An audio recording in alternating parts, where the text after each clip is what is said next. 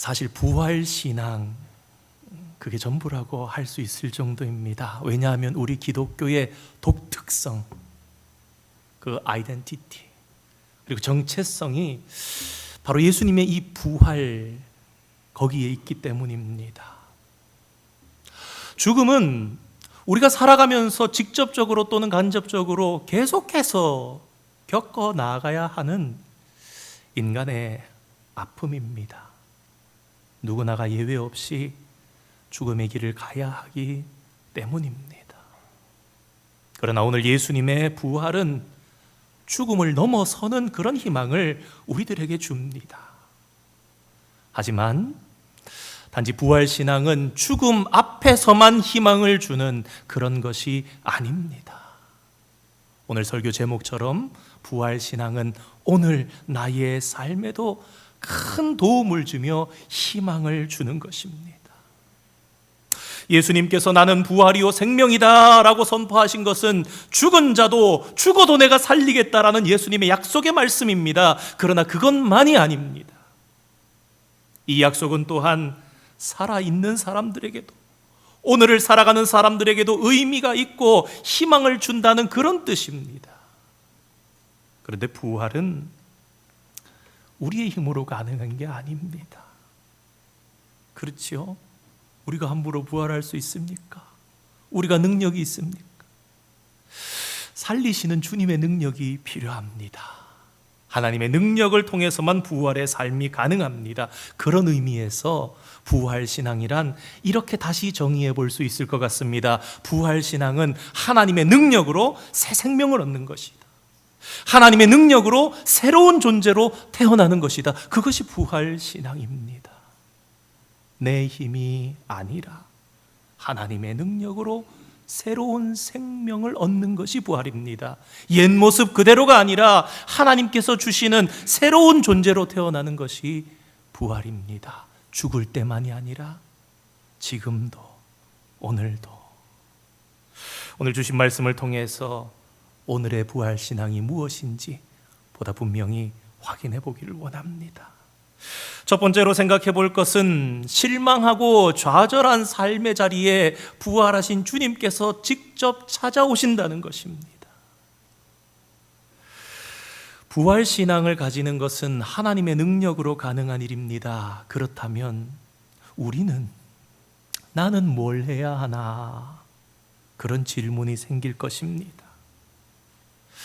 부활하게 되는 것은 내가 부활해야지 라고 마음을 먹거나 노력한다고 해서 이루어지는 것이 아닙니다. 성도는 다른 세상의 모든 사람들처럼 완전한 죽음을 경험하게 됩니다. 완벽하게 죽음에 삼켜지는 것입니다. 그러나 우리 하나님께서 십자가에서 죽으신 예수님을 다시 살리신 것처럼 우리도 살려내시는 것입니다. 하나님의 능력으로 우리가 부활하게 되는 것입니다. 마찬가지로 오늘을 살며 부활의 삶을 산다는 것도 비슷합니다. 내가 나를 십자가에 못 박아야지. 우리 학생들 낙인하면서 십자가에다 못 박아보고 새롭게 살겠습니다. 그렇게 아마 다짐했을 겁니다. 내가 나를 십자가에 못 박아야지, 내가 죽고 다시 살아야지 생각한다고 해서, 내가 힘쓴다고 해서 부활의 삶을 살 수 있는 것이 아니라는 것입니다. 내가 새롭게 창조되는 경험은 오직 하나님께로부터 오는 것입니다. 하나님께서 나를 살펴주셔서 진정한 인간으로 태어나는 것이 참 사람으로 하나님께서 본래 창조하신 그 목적대로 살아나는 진정한 인간으로 태어나는 것이 부활신앙이라고 할 수 있습니다. 그렇다면 하나님의 은혜로 주어지는 부활신앙과 부활의 삶이 어떻게 우리의 삶에서 이루어질 수 있는 것일까요? 성경이 기록된 여러 가지 사례들이 있겠지만 오늘 이 요한복음 21장에 기록된 한 가지 이야기를 살펴봄으로써 우리는 무엇을 기대하며 무엇을 할 수 있는 것인지 함께 생각해 보기를 원합니다. 요한복음 21장의 디베랴 바닷가에서 벌어진 이야기는 여러 차례 다시 들어도 참 묘한 이야기입니다. 그래서 많은 성도들은 요한복음 21장을 보면서 마치 어떤 동화 속으로 들어가는 것만 같다, 그런 고백들을 많이 합니다.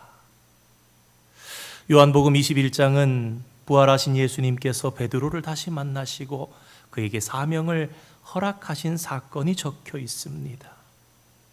한편의 드라마 같기도 하고 어떻게 생각하면 한 폭의 그림 같기도 한 그런 이야기. 무언가 아름다운 풍경이 우리 마음속에 그려지는 것 같고 바닷가 소리가 마치 들려오는 것 같은 그런 이야기. 우리 성도님들도 한번 상상해 보시면서 들어보시기 바랍니다. 찰싹 거리는 파도 소리가 들립니다. 잔잔한 바닷가에 찾아온 캄캄한 밤, 그리고 서서히 동이 터옵니다. 해가 떠옵니다. 밤새 고기를 잡으려고 애를 썼던 제자들이 그곳에 있습니다.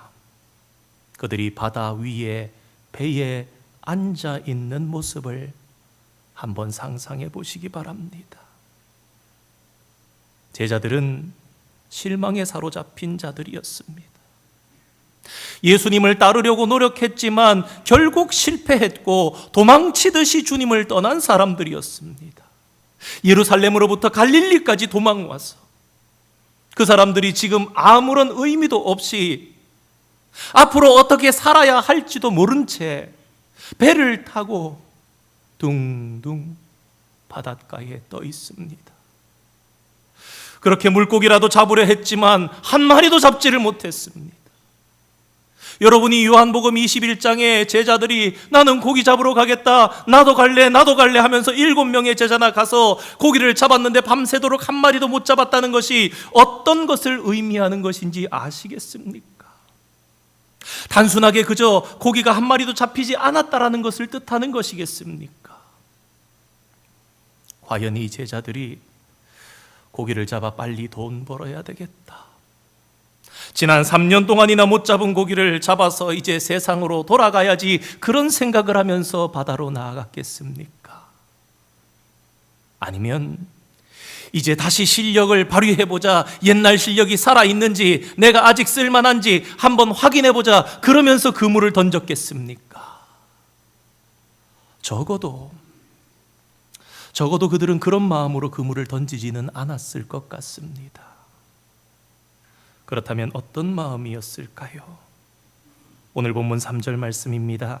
시몬 베드로가 나는 물고기 잡으러 가노라 하니 그들이 우리도 함께 가겠다 하고 나가서 배에 올랐으나 그날 밤에 아무것도 잡지 못하였더니. 어떤 느낌이 오십니까? 고기를 잡으러 가야 되겠다, 이 말을 베드로가 언제쯤 했겠습니까? 베드로는 갈릴리에서 저 바다에 떠 있는 배들을 바라보면서 무슨 생각을 했을까요? 분명히 한 가지 생각은 아니었을 것입니다. 이런저런 여러 가지 생각들을 했을 것입니다. 그 중에서도 예수님을 3번이나 모른다고 했던 아마 그날의 기억은 반드시 떠올렸을 것 같습니다. 내가 왜 그랬을까? 주님을 만나면 나는 무슨 낯으로 주님을 뵐 수 있을까? 아니, 예수님이 부활하셨다는데 정말 부활하신 게 맞는가? 만약 예수님이 부활하셨다면 내가 그분을 다시 만나야 될 텐데, 다시 만난다면 나는 무슨 말을 어떻게 드리며 용서를 빌어야 할까? 밤새 그런 생각을 하다가 도대체 답을 얻지 못한 답답한 마음 가운데 있다가 어느 순간 배를 타고 나가야 되겠다, 고기나 잡으러 가야 되겠다, 그런 생각을 하지 않았을까요? 그렇게 올라탄 배에 다른 제자들도 함께 했습니다. 아마 그들은 고기를 잡는 일에는 그렇게 큰 관심이 없었을 것입니다. 할 일 없이, 하염없이 배를 타고 나갔을 것 같습니다. 어쩌면 한참을 그물을 내리고 있다가 올려야 될 때가 됐는데도 멍하니 가만히 있다가 그 타이밍을 놓쳐버렸을지도 모릅니다. 수없이 그날 밤 그런 일들이 있었을 것 같습니다. 한번 내렸다가는 고기가 한 마리도 잡히지 않은 것을 보고는 다시 이제 그물을 던져야 되는데 뭐 하고 있는지 멍하니 그물 끌어올려 놓고는 그저 멍하니 있다가 30분을 있었는지 1시간을 있었는지 한참을 머물러 있다가 아차 하면서 다시 그물을 내릴 생각을 그날 밤 아마 몇 차례나 그들이 그랬을 것 같은 상상을 해봅니다. 그렇게 고기는 한 마리도 없이 날이 새어 가는데 그때 부활하신 예수님께서 저 바닷가에 서 계십니다. 제자들이 예수님을 찾아간 것이 아니라 부활하신 예수님께서 먼저 제자들을 찾아오신 것입니다. 그 예수님이 그물을 오른편으로 던지라 그렇게 말씀하십니다. 그런데 이 목소리 어디서 많이 들어본 목소리입니다. 제자들이 그 명령을 따라서 그물을 오른편에 던지자 많은 물고기가 잡혔습니다. 오늘 성경 봉독했던 것처럼 153마리의 물고기가 잡혔습니다. 사실 제자들에게 많은 고기를 잡는다는 것은 큰 의미가 없었을지도 모릅니다. 그러나 중요한 것이 있습니다. 그것이 제자들에게 하나의 신호가 되었다라는 것입니다.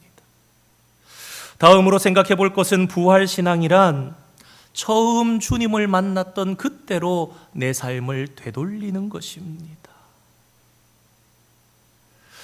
물고기가 엄청나게 잡힌 그 장면 앞에서 베드로는 번뜩하면서 처음으로 예수님을 만났던 그때가 떠올랐을 것입니다. 베드로가 예수님을 한 번도 만나보기 전 처음으로 바닷가에서 예수님을 만났던 그때를 누가복음 5장은 이렇게 증언합니다. 하루는 바닷가에서 밤새도록 수고했지만 고기를 한 마리도 못 잡고 그물을 씻고는 점검하고 있는 그때에 예수님께서 복음 전하시러 바닷가에 나오셨는데 베드로의 그 배에 오르신 거예요. 사람들이 너무 많으니까 배를 조금만 띄워달라.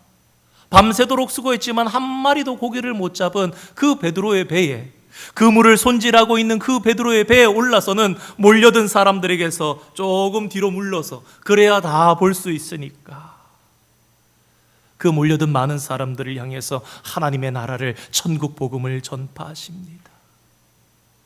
많은 사람들이 감명을 받았고 그 배의 주인이었던 베드로도 마음에 깊은 감동이 있었을 것 같습니다.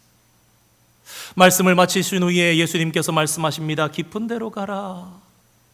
명령에 순종하여 깊은 데로 갔습니다. 거기서 그물을 던져라. 그렇게 해서 베드로는 그날 그물이 찢어져서 다 못 잡을 만큼 많은 물고기를 잡았습니다. 그때에 베드로는 깜짝 놀라서 주님 앞에 나와서 엎드려서 외쳤습니다. 주님, 나를 떠나십시오. 나는 죄인입니다. 이것이 베드로가 경험했던 첫 번째 예수님이었습니다. 오늘 요한복음 21장에서 오른편에 그물을 던지라 그랬을 때의 그물에서 수많은 물고기가 잡히는 것을 보았을 때에 베드로는 바로 그날의 기억이 나지 않았겠습니까? 아마도 오버래핑 되면서, 아마도 데자뷰 되면서 그렇게 그의 마음속에 그날이 다가왔을 것입니다. 그렇습니다, 성도 여러분. 지금 베드로는 처음으로 돌아가도록 만드시는 부활의 주님을 경험하는 것입니다. 예수님을 처음 만났던, 가슴이 뜨거웠던, 도저히 내가 함께 같은 공간에 있을 수 없는 그런 다른 분, 그분을 만났던 그때로 돌아가고 있는 것을 경험하는 것입니다. 사랑하는 성도 여러분, 어떻게 하면 우리가 부활에 참여할 수 있겠습니까? 어떻게 하면 불끈불끈 살아나는 나를 죽이고, 어떻게 하면 내가 예수님과 함께 연합할 수 있으며, 어떻게 하면 내가 예수님과 함께 새로운 존재로 다시 태어날 수 있을까요? 앞서 말씀드렸던 것처럼 사실 우리가 할 수 있는 일은 거의 없습니다. 하지만 한 가지 우리가 기억해야 할 것이 있습니다. 부활하신 예수님께서 너희보다 먼저 찾아가겠다 약속하셨던 주님께서 오늘 우리도 찾아오신다는 사실입니다.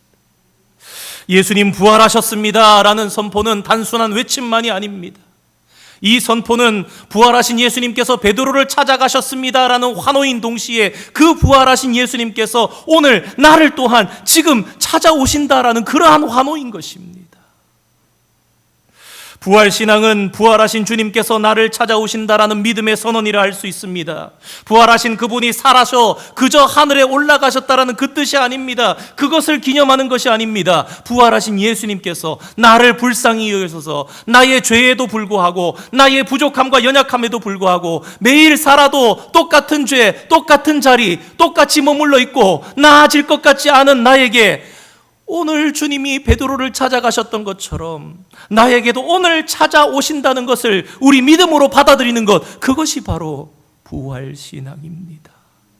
그리고 이것이 우리가 부활을 경험할 수 있는 첫 번째 단계입니다. 성도 여러분, 부활하신 예수님께서는 오늘도 성령을 통해서, 말씀을 통해서 우리에게 다가오십니다. 주님을 우리가 처음 만났던 그날의 기억으로, 마치 베드로를 누가복음 5장에 예수님께서 그 예배에 처음 오르셨던 그날로 초청하셨던 것처럼 오늘 저와 여러분도 주님은 우리를 주님과 처음 만났던 장소로 초청하시는 것입니다. 뜨겁게 감격하면서 예배 드렸던 그 예배의 장소, 감격했던 전도의 장소, 은혜 받았던 수련회의 자리, 부흥회의 자리, 기도했던 골방과 다락방, 그곳으로 주님은 우리를 다시금 불러내시는 것입니다. 다시 일으키시는 거예요. 내가 너를 어떻게 만났니? 너가 나를 만날 때 어떻게 감격했니? 그 자리에서 너희 마음이 얼마나 뜨거웠니? 그때 네가 받아들였던 나의 사랑은 어떠했니? 감격하며 속에서 울컥하면서 뜨거운 것이 올라오는 것 같았던 그 주님을 만났던 그 자리가 어떠했는지 다시금 그 자리로 우리를 이끌어 가십니다. 이것이 바로 부활하신 주님께서 우리에게 베푸시는 은총입니다. 마지막으로 부활신앙이란 부끄러운 내 삶을 받아주시고 용서하시는 주님의 품에 안기는 것입니다. 베드로가 육지로 올라왔을 때 예수님은 숯불을 피워서 생선을 굽고 계셨습니다. 그리고 음식을 제자들에게 베풀어 주십니다. 말 없이 그저 식탁을 차려주시면서 십자가에 달리시기 전에도 그렇게 하셨던 것처럼, 마지막 만찬에서도 그렇게 하셨던 것처럼 똑같은 식탁의 자리, 똑같이 축복하시고 주시는 그 자리에 초대하십니다. 그런데 그때와는 너무나 다른 모습입니다. 죄인의 마음으로 두려워 떨며 배신했던 뼈아픈 기억을 떠올리게 됩니다. 그럼에도 주님께서는 여전히 변함없이 제자들을 대해 주십니다. 똑같은 식탁을 허락해 주십니다. 성도 여러분, 그런데 놀랍게도 오늘 요한복음 21장 본문에는요, 눈을 씻고 찾아봐도 용서라는 단어가 단 한 번도 나오지 않습니다. 죄라는 단어도 등장하지 않습니다. 하지만 우리는 요한복음 21장을 읽으면서 베드로의 회개를 압니다. 그리고 주님이 용서하셨다는 것도 압니다. 아름다운 모습을 발견하게 되기 때문입니다. 우리 주님께서는 베드로에게 아무런 말씀도 하지 않으시고 도리어 음식을 나누어 주셨습니다. 베드로는 이때 아무런 이야기도 하지 못했습니다.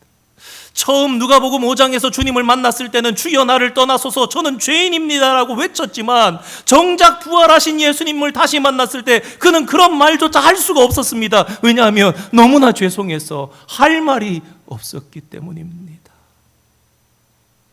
사랑하는 성도 여러분, 우리가 어떻게 주님의 부활에 참여합니까? 부활하신 주님께서 나의 자리, 나의 삶에, 나의 현실의 자리에 찾아오셔서 똑같이 숯불을 피우십니다. 나의 죄악된 자리, 나의 부족함의 자리를 보시면서도 묵묵하게 식탁을 베풀어 주십니다. 그런데 그곳이 바로 주님의 은혜의 자리입니다. 부활하신 예수님께서 나를 받아주시는 자리. 오늘 저와 여러분이 떳떳해서 의로워서 이 자리에 있습니까? 무엇을 기대하면서 주님 앞에 나오셨습니까? 나는 부족하고 나는 연약하지만 베드로 같은 사람도 받아주신 주님께서 베드로보다 못나기도 하고 잘나기도 한 우리들을 똑같이 받아주시고 용서하시고 사랑하시기 때문에, 그 주님이 나를 새롭게 일으키실 것이기 때문에 그것을 기대하면서 이 자리로 나오지 않았습니까? 그것이 바로 주님의 부활의 자리를 오늘 우리가 경험하게 되는 그 자리라는 말입니다. 이미 모든 죄를 내가 용서했다. 하나님과 모든 죄를 해결했다. 그러므로 이제 너에게 죄를 묻지 않겠다라고 부활하신 주님께서는 나를 온전하게 받아주십니다. 부활하신 주님께서는 묻지 않고 나를 안아주십니다. 나의 가장 부끄럽고 더러운 자리까지 다 알고 계시는 그분이, 우리는 지금 여기에 그럴듯하게 옷을 입고 너나 나나 아빠나 엄마로서 자녀로서 존귀한 할머니 할아버지로서 있지만 우리의 모든 부끄러움을 아시는 그분이 나를 온전히 안아주시는 경험을 하게 됩니다. 여러분, 이것이 바로 부활의 경험입니다. 오늘 저와 여러분도 이 주님의 부활의 자리로 함께 나아갈 수 있기를 원합니다. 실패한 자리, 좌절한 자리, 부끄러운 자리에도 찾아오셔서 나를 다시 초대하시고 안아주시는 그 주님을 경험하는 여러분 되시기를 주님의 이름으로 축원드립니다. 주님께서 베드로에게 물으셨습니다. 그것도 3번이나 물으셨습니다. 그런데 이 장면에서 예수님께서 베드로에게 물으신 것은 딱 하나였습니다. 네가 나를 사랑하느냐? 부활의 주님을 만나는 자리에서 우리가 할 수 있는 유일한 것이 있다면 바로 이것입니다. 나는 나 스스로를 십자가에 못 박을 수도 없고 나 스스로를 죽일 수도 없고 나 자신이 스스로 살아날 수도 부활할 수도 없습니다. 그러나 부활하신 주님을 만날 때 한 가지 우리가 할 수 있는 것이 있습니다. 그게 무엇입니까? 사랑 고백입니다. 부끄럽지만, 부족하지만, 그렇지만 주님 그래도 제가 주님 사랑합니다. 우리가 주님께 사랑을 고백할 때 부활하신 주님께서는 우리의 사명을 새롭게 하십니다. 내 양을 먹이라. 주님께서 허락하신 새 사명이었습니다. 베드로는 이제 다시 사명을 받았습니다. 그는 새로운 존재로 다시 태어나게 된 것입니다. 양을 먹이고 양을 이끄는 막중한 책임을 지는 존재로 다시 살아난 것입니다. 그가 할 수 있었습니까? 그는 할 수 없었습니다. 그는 넘어져서 혼자 일어날 수가 없었습니다. 그는 다시 지도자가 될 수 없었습니다. 그는 주님의 증인이 될 수 없었습니다. 그러나 그 자리에서 묵묵히 말씀 없으셨지만 용서해 주시고 받아주시고 안아주신 주님께서 내 양을 먹이라 맡겨주시기에 그는 힘을 다해서 이제 새 힘을 얻어 일어나게 되는 것입니다. 새로운 존재가 되는 것입니다. 이제 그는 그저 무의미한 삶을 살아가는 존재가 아닙니다. 실망하고 좌절해서 어떤 일을 해야 할지 모르는 그런 존재도 아닙니다. 오늘 밤처럼 이렇게 고기 잡으러 헛되게 있을 그런 인생도 아닙니다. 부활하신 주님께로부터 새 사명을 받으며 새로운 존재가 되게 된 것입니다. 이것이 바로 베드로에게는 그날의 부활, 오늘의 삶의 부활. 다시 말해 주님께서 베드로를 다시 살리신 것입니다. 사랑하는 성도 여러분, 부활신앙이 무엇입니까? 그것은 우리가 죽으면 천국 간다, 죽어도 다시 살아난다, 그것만이 아닙니다. 부활신앙이란 오늘 다시 일어나는 것입니다. 오늘 다시 새로워지는 것입니다. 오늘 기도하실 때 집사님 그러셨죠. 오늘만이 부활이 아니라 날마다. 곰곰이 생각해 보면 우리는 사순절을 지내고 부활절을 지내면서 뿐만 아니라 몇 번이나 은근히 그런 경험을 해보았습니다. 내 안에 주님께서 나를 다시 부르시는 뜨거운 자리, 다시금 나를 회복시키시는 자리, 다시금 용서하시는 자리, 그걸 통해 가슴이 뜨거워지면서 주님을 향해서 뜨겁게 봉사했던 그런 일들을 여기 계신 성도님들도 몇 차례씩 겪어보신 그런 경험이 있을 것입니다. 그게 바로 부활하신 주님이 나를 찾아오셨다라는 것입니다. 주님께로부터 다시 소명을 받고, 내 힘으로 아니요, 주님이 은혜 주시니까 일들을 감당. 힘들어도 교회를 위해서 봉사하고, 힘들어도 지역을 위해서 봉사하고, 힘들어도 이런저런 일들을 감당하면서 주님의 능력으로, 주님의 은혜로, 주님의 용서로 새롭게 출발하는 것입니다. 교회가 무엇으로 살아갑니까? 교회가 건물이 있어 살아갑니까? 교회가 예산이 있어서 살아갑니까? 교회는 그런 거 아닙니다. 교회는 다시 사신 주님을 만나며 내 안에 새 존재가 깨어나며 내가 주님을 사랑하는 마음으로 힘써 봉사하며 헌신할 때 교회는 교회의 일을 하는 것이며, 교회는 돌아가는 것이며, 교회는 살아있는 것이며, 교회는 힘을 얻는 것입니다. 그렇지 않습니까? 사랑하는 성도 여러분, 지금 저와 여러분은 어디에 있습니까? 베드로를 찾아오신 부활의 주님이 말씀을 통해서 지금 저와 여러분 앞에 계십니다. 성령으로 우리와 함께 계십니다. 그런데 그분은 오직 한 가지를 물으십니다. 네가 나를 사랑하느냐? 내가 나를 사랑한다면 내가 너의 모든 죄를 용서하고 내가 너를 받아들이고 내가 너를 새롭게 하겠다. 내가 나를 사랑한다면 내가 너를 고칠 거야. 네가 나를 사랑하기만 한다면 내가 너를 새롭게 태어나게 할 것이다. 바로 그렇게 말씀하시는 주님을 만나는 그 축복이 오늘 이 기쁨의 부활절에 저와 여러분에게 있기를 주님의 이름으로 축원드립니다. 함께 기도하겠습니다. 거룩하신 하나님 아버지,